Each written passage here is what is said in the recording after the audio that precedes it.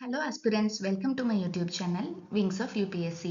இந்த வீடியோல நம்ம பார்க்க போறது டிசம்பர் 15 ஓட கரண்ட் அஃபேர்ஸ்.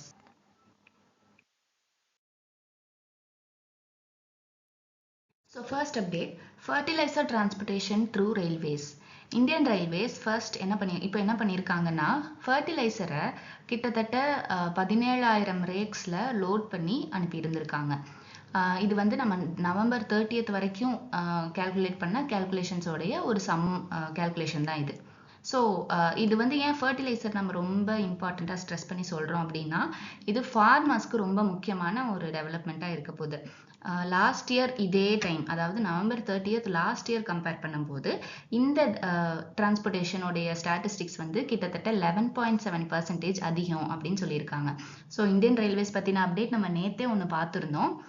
ஆட்டோமொபைல் டிரான்ஸ்போர்ட்டேஷன் இன் மிசோரம் அப்படிங்கிற மாதிரி இது வந்து ஃபர்டிலைசர் டிரான்ஸ்போர்ட்டேஷன் மொத்தமாக நாடு முழுக்க ஃபர்டிலைசரை ரயில்வேஸ் மூலமாக டிரான்ஸ்போர்ட் பண்ணதோடைய ஒரு ஸ்டாட்டிஸ்டிக்ஸ் வந்து எடுத்து கொடுத்துருக்காங்க. இது ஃபர்ஸ்ட் அப்டேட். செகண்ட் அப்டேட் என்னன்னா united Nations alliance of civilizations, இது வந்து UNAOC அப்படிங்கிற மாதிரி சொல்லுவாங்க, united Nations alliance of civilizations. இது என்ன அப்படின்னா 2005ல் ஸ்பெயின் அப்புறம் டர்க்கி உடைய கோ ஸ்பான்சர்ஷிப்பில் இதை வந்து ஸ்டார்ட் பண்ணியிருக்காங்க. இதோடைய எய்ம் என்ன, ஆப்ஜெக்டிவ் என்ன அப்படின்னா இன்டர் கல்ச்சரல் டயலாக் அண்ட் அண்டர்ஸ்டாண்டிங்கை ப்ரொமோட் பண்ணுறது தான் இதோடைய இனிஷியேட்டிவோட டயலாக். நெக்ஸ்ட் வந்து இதோட மெயின் எய்ம் வந்து கவுண்டர் எக்ஸ்ட்ரீமிசம், அதாவது பீஸ்ஃபுல் கோஎக்ஸிஸ்டன்ஸ் மூலமாக தீவிரவாதத்துக்கு எதிரான நடவடிக்கைகளை ஊக்குவிக்கிறது, இந்த மாதிரியான விஷயங்களுக்காக தான் United Nations alliance of civilisations அப்படிங்கிற ஒன்று ஃபார்ம் ஆயிருக்கு. இப்போ ரீசெண்டாக யுனைடெட் நேஷன்ஸ் அலையன்ஸ் ஆஃப் சிவிலைசேஷன்ஸில் இந்தியாவுடைய டெலிகேட் போய் பேசிட்டு வந்தாங்க. அதனால இந்த ஆர்கனைசேஷன் வந்து நியூஸில் இருந்தது. ஸோ அதை பற்றின brief overview, background of formation இது எல்லாத்தையும் நம்ம பார்த்துக்கிறது நல்லது. இது செகண்ட் அப்டேட். தேர்ட் அப்டேட் வந்து இந்தியாவுடைய அன்எம்ப்ளாய்மெண்ட் ரேட். இந்தியாவுடைய அன்எம்ப்ளாய்மெண்ட் ரேட் நவம்பர் மந்தோடைய அந்த இடத்த ஸ்டாட்டிஸ்டிக்ஸை பார்க்கும்பொழுது 4.7%க்கு கம்மியாயிருக்கு. அதில் ரூரல் அர்பன் அப்படின்னு நம்ம பிரித்து பார்க்கும்போது ரூரல் அன்எம்ப்ளாய்மெண்ட் வந்து 3.9%க்கும் அர்பன் அன்எம்ப்ளாய்மெண்ட் வந்து 6.5%க்கும் கம்மியாயிருக்கு. இது வந்து நவம்பர் மந்த், ஏப்ரல் நவம்பர் அந்த டைமில் இருக்கிற ஸ்டாட்டிஸ்டிக்ஸ். ஸோ இது யூபிஎஸ்சிக்கு ஆர் எந்த எக்ஸாமுக்குமே ரொம்ப ஸ்பெசிஃபிக்காக இந்த ஸ்டாட்டிஸ்டிக்ஸ் கேட்பாங்களா அப்படின்னா we cannot assure that. But it will obviously be helpful in any of the mains answer writings or somewhere where you can mention about unemployment rate in India. So நீங்கள் இதை வந்து எங்கேயாவது உங்களால் மென்ஷன் பண்ண முடிஞ்சுது அப்படின்னா இந்த அளவுக்கு கம்மியாக இருக்குது அப்படிங்கிறத நீங்கள் சொல்லலாம். ஸோ இது ஒரு வேல்யூ அடிஷன் அப்டேட் மட்டும்தான். நெக்ஸ்ட் வந்து சிஸ்டம் ஃபார் பென்ஷன் அட்மினிஸ்ட்ரேஷன் ரக்ஷா, அதை வந்து நம்ம ஸ்பர்ஷ் அப்படின்னு சொல்லுவோம். இது வந்து இப்போ கொண்டு வந்த இனிஷியேட்டிவ் கிடையாது, பட் ஏற்கனவே கொண்டு வந்த ஒரு இனிஷியேட்டிவ் பற்றி நியூஸில் பேசிகிட்டு இருக்காங்க. ஸோ அது என்னன்னு மட்டும் நம்ம தெரிஞ்சுக்கலாம், அவ்வளோதான். இந்த இனிஷியேட்டிவ் என்ன அப்படின்னா இது ஒரு டிஜிட்டல் இந்தியா இனிஷியேட்டிவ். இது நம்ம நாட்டில் கொண்டு வரப்பட்ட first end to end digital pension platform. அவ்வளோ மட்டும் தெரிஞ்சால் போதும். இது என்ன, இது எதுக்கு யூஸ் ஆகுது, அவ்வளோதான். ஸோ எண்ட் டு எண்ட் அப்படின்னா ஸ்டார்டிங்லேருந்து எண்டு வரைக்கும் எல்லாமே அதிலே கவர் ஆயிரும். ஃபார் எக்ஸாம்பிள் நம்ம ரெஜிஸ்டர் பண்ணுறதுலேருந்து நமக்கு ஒரு விஷயம் கிடைக்கிற வரைக்கும். ஃபார் எக்ஸாம்பிள் நம்ம ஏதாவது ட்ரேட் ரிலேட்டடாக அந்த மாதிரி எல்லாம் ஒரு இடத்துல எண்ட் டு எண்ட் அப்படின்னு மென்ஷன் பண்ணியிருக்காங்கன்னா அவங்க ரெஜிஸ்டர் பண்ணுறதுலேருந்து அதுலேருந்து அவங்களுக்கு பெனிஃபிட்ஸ் கிடைக்கிற வரைக்கும், மார்க்கெட்டிங்லேருந்து சேல்ஸ் வரைக்கும், கடைசியில் அவங்களுக்கு அந்த ரெவென்யூ கிடைக்கிற வரைக்குமே எல்லாமே அதிலே கவர் ஆயிரும் அப்படின்னு அர்த்தம். அப்போ பென்ஷன் ரிலேட்டடான ஒரு பிளாட்ஃபார்மில் எண்ட் டு எண்ட் அப்படின்னு சொல்கிறாங்கன்னா ஸ்டார்டிங்லேருந்து எண்டு வரைக்கும் எல்லாமே அந்த பிளாட்ஃபார்மே கவர் பண்ணும் அப்படிங்கிறது தான் அதோடைய அர்த்தம். நெக்ஸ்ட் வந்து சோலா அப்புறம் டோக்லா. இது வந்து இந்த ரெண்டுமே பாஸ் அப்படின்னா தெரியும் இல்லையா, மலைகளுக்கு நடுவில் இருக்கிற அந்த ஒரு இடத்துல இருந்து இன்னொரு இடத்துக்கு போகிற அந்த வழி தான் பாஸ் அப்படின்னு நம்ம சொல்லுவோம். இதை வந்து லா அப்படின்னு சொல்லுவாங்க. இப்போ சிக்கிம்ல இருக்க இந்த ரெண்டுமே சோலா அப்புறம் டோக்லா, இது வந்து ரொம்ப ஸ்ட்ராட்டஜிக்கலி ரொம்ப சிக்னிஃபிகண்ட்டான ஒரு இடம், பார்டர் டெஸ்டினேஷன்ஸ் அப்படின்னு நம்ம சொல்லலாம். ஏன்னா அது வந்து பார்டர் ரீஜன் பக்கத்தில் இருக்கும். இதை பாரத் ரன்பூமி தர்ஷன் அப்படிங்கிற இனிஷியேட்டிவ்க்கு கீழே டூரிஸ்ட்க்கு ஓப்பன் பண்ணியிருக்காங்க.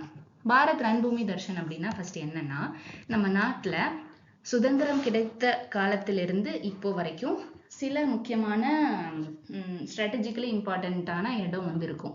ஸ்ட்ராட்டஜிக்கலி இம்பார்ட்டன்ட் அப்படின்னா அந்த இடம் நம்ம நாட்டோடைய பாதுகாப்புக்கு, இறையாண்மைக்கு அந்த இடம் வந்து ரொம்ப முக்கியமான ஒரு இடம் அப்படின்னு சொல்லி தான் அது அர்த்தம்.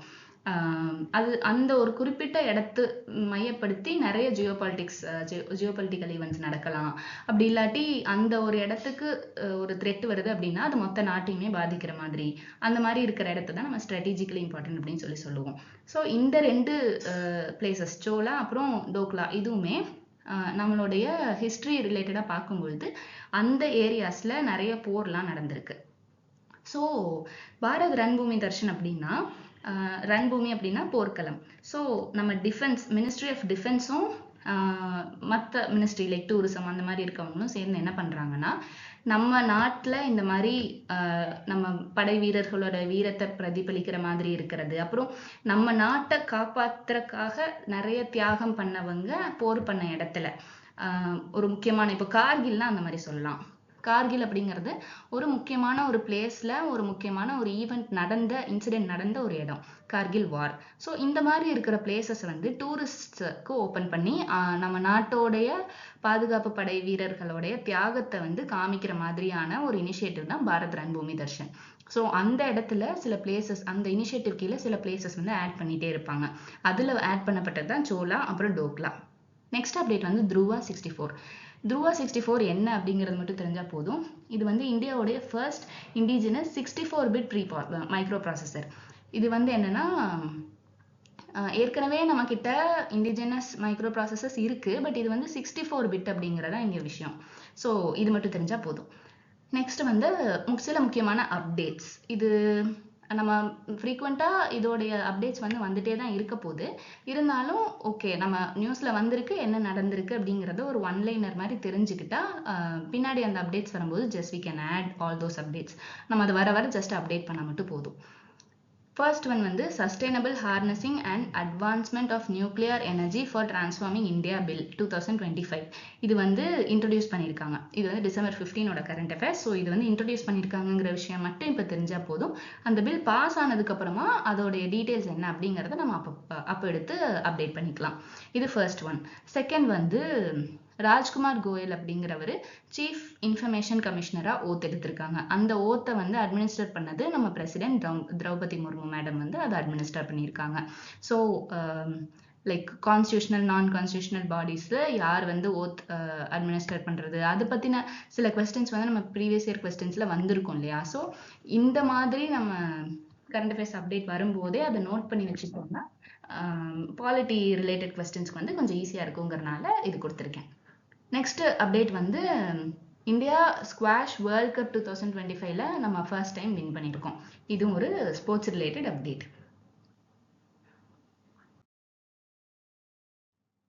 நெக்ஸ்ட் வந்து நம்ம பிரைம் மினிஸ்டர் ஜோர்டான், எத்தியோப்பியா அப்புறம் ஓமனுக்கு போயிருக்காங்க. ஸோ ஜோர்டான்ல என்ன நடந்தது அப்படிங்கிறத வந்து இந்த கரண்ட் அஃபேர்ஸ் இன்னையோட கரண்ட் அஃபேர்ஸ்ல நம்ம பார்க்குறோம். ஸோ 5 முக்கியமான agreements or memorandum of understanding sign பண்ணியிருக்காங்க. அது என்ன அப்படிங்கிற லிஸ்ட் மட்டும் இங்கே கொடுத்துருக்கோம். அது வந்து என்னன்னா first one memorandum of understanding on technical cooperation in the field of new and renewable energy. India வந்து ரொம்ப ஃப்ரீக்வெண்ட்டாக நம்ம பார்க்குறோம். G20லேருந்தே ரெனியூவபிள் எனர்ஜியை வந்து நம்ம ரொம்ப அதிகமாக ஸ்ட்ரெஸ் பண்ணிட்டு இருக்கோம். இன்டர்நேஷ்னல் சோலார் அலையன்ஸ் ஆகட்டும், நம்ம உள்நாட்டுக்குள்ளே வந்துட்டு அந்த சோலார் ரிலேட்டட் ஸ்கீம்ஸ் ஆகட்டும், இந்த மாதிரி நம்ம ரெனியூவபிள் எனர்ஜி ரொம்ப அதிகமாக ஸ்ட்ரெஸ் பண்ணிட்டு இருக்கோம். ஜோர்டான் நாட்டோட அந்த மாதிரி ஒரு MOU சைன் பண்ணியிருக்கோம். ஸோ இது வந்து நம்ம ஐஆருக்கு மோஸ்ட்லி யூஸ் பண்ணலாம். இந்த 5மே நம்ம ஐஆருக்கு யூஸ் பண்ணுற மாதிரி தான் இருக்கும். Memorandum of understanding on cooperation in the field of water resources management and development. அதுக்கப்புறம் twinning agreement between Petra and Ellora. இந்த பெட்ரா அப்படிங்கிறது நமக்கு எல்லோரா எப்படி ஒரு முக்கியமான ராக்கெட் ஆர்கிடெக்சராக இருக்கோ, ஒரு ஆர்கியாலஜிக்கல் சைட்டாக இருக்கோ, அதே மாதிரி ஜோர்டான் நாட்டுக்கு பெட்ரா அப்படிங்கிறது ஒரு வரலாற்று ரீதியா கலாச்சார ரீதியா ரொம்ப முக்கியமான ஒரு இடம். ஸோ அந்த ரெண்டுக்கும் நடுவில் ஒரு அக்ரிமெண்ட் சைன் பண்ணுறது, அந்த ரெண்டையும் கனெக்ட் பண்ணுற மாதிரி ஒரு அக்ரிமெண்ட் சைன் பண்ணுறது வந்து ரெண்டு நாட்டோட டூரிசமையும் நல்லாவே டெவலப் பண்ணிவிடும். லைக் கல்ச்சரல் எக்ஸ்சேஞ்ச் அப்படிங்கிறத நம்ம ஒரு ஃபாரின் பாலிசியாகவே நம்ம வச்சுருக்கோம். ஸோ அதையும் இந்த இடத்துல நம்ம நோட் பண்ணிக்கிறது நம்ம இன்டர்நேஷ்னல் ரிலேஷன்ஸ் ஆன்சர் ரைட்டிங்க்கு அதுக்கெல்லாம் ரொம்ப யூஸ்ஃபுல்லாக இருக்கும். அடுத்த அப்டேட் வந்து இப்போ நான் சொன்ன கல்ச்சரல் எக்ஸ்சேஞ்ச் பற்றி தான். அப்போது renewal of the cultural exchange program for the years 2025 to 29. So நம்ம கிட்டத்தட்ட ஒரு 5 வருஷத்துக்கு அந்த பாலிசிஸ் அந்த ப்ரோக்ராம் வந்து இன்னும் நம்ம ரெனியூ பண்ணியிருக்கோம். 2025 முடிய போகுது. பட் ஸ்டில் 4 to 5 இயர்ஸ் நம்ம வந்து அந்த ப்ரோக்ராம் வந்து ரெனியூவல் பண்ணியிருக்கோம். அதுக்கப்புறமா அடுத்த விஷயம் வந்து letter of intent on cooperation in the field of sharing successful digital solutions implemented at population scale for digital transformation. இது வந்து நம்ம ஒரு letter of intent on cooperation. Letter of இன்டென்ட்னா என்னன்னா, எங்களுக்கு இது வந்து பண்ணுறதுக்கு ஒரு இன்டென்ஷன் இருக்குது அப்படின்னு சொல்லிட்டு ஃபர்ஸ்ட் LOI அது வந்து கொடுப்பாங்க. அதுதான் லெட்டர் ஆஃப் இன்டென்ட். அவங்க அதை வந்து நல்லா அனலைஸ் பண்ணிட்டு அதுக்கப்புறம் அக்செப்ட் பண்ணுவாங்க. இப்படி தான் லெட்டர் ஆஃப் இன்டென்ட் வந்து ஃபங்க்ஷன் ஆகும். நம்ம ரீசெண்டாக ஆஸ்திரேலியா கூட ஒரு லெட்டர் ஆஃப் இன்டென்ட் சைன் பண்ண கொடுத்ததா ஒரு நியூஸ் வந்து வந்துடுது ரிலேட்டட் டு எஜுகேஷன். ஸோ அதை வந்து ஜஸ்ட் கனெக்ட் பண்ணுறதுக்காக நான் சொல்கிறேன். லெட்டர் ஆஃப் இன்டென்ட்னா என்னன்னு புரியறதுக்காக நான் சொல்கிறேன். அதுதான் லெட்டர் ஆஃப் இன்டென்ட். இது எதுக்கு அப்படின்னா, ஷேரிங் சக்ஸஸ்ஃபுல் டிஜிட்டல் சொல்யூஷன்ஸ்க்காக நம்ம வந்து அதில் கோஆப்ரேட் பண்ணுறதுக்காக நம்ம கொடுத்துருக்கோம். நம்ம இந்தியா வந்து இப்போ டிஜிட்டல் லெவல்லையும் நல்லாவே டெவலப் ஆகிட்டு வந்துட்டு இருக்கோம். ஸோ அதையும் ஒரு வகையான ஃபாரின் பாலிசி ரிலேட்டடாக, டிப்ளமசி ரிலேட்டடாக நம்ம கொண்டு போகிறத இது மூலமாக நம்ம பார்க்கலாம். ஸோ இந்த வீடியோ உங்களுக்கு பிடிச்சிருந்ததுன்னா நம்ம வீடியோ லைக் பண்ணுங்கள், ஷேர் பண்ணுங்கள், கமெண்ட் பண்ணுங்கள், சப்ஸ்கிரைப் பண்ணிவிட்டு கூடவே பக்கத்தில் இருக்கிற பெல் ஐக்கனும் கிளிக் பண்ணிக்கோங்க. டெலிகிராம் சேனல் அப்புறம் வாட்ஸ்அப் சேனலையும் ஜாயின் பண்ணிக்கோங்க. ஏன்னா நம்ம இந்த வீடியோக்கு யூஸ் பண்ணுற PPT அதில் PDF ஃபார்மேட்டில் டெலிகிராம் சேனலில் அப்டேட் பண்ணுவோம். வாட்ஸ்அப் சேனல்லையும் டெலிகிராம் சேனல்லையும் குவிஸ் அப்புறம் போல்ஸ் எல்லாம் அப்டேட் பண்ண முடியும். வாட்ஸ்அப் சேனலில் நம்ம PDF அட்டாச் பண்ண முடியாது, அந்த ஆப்ஷன் வாட்ஸ்அப் சேனலில் இல்லை. அதனால நீங்கள் டெலிகிராம் சேனலில் ஜாயின் பண்ணிட்டீங்கன்னா இந்த PPT வந்து PDF ஃபார்மேட்டில் வந்துடும். 2 சேனல்லையுமே குவிஸ் போல்ஸ் எல்லாமே நம்ம அப்டேட் பண்ணிட்டு இருக்கோம். தேங்க்யூ. Happy learning.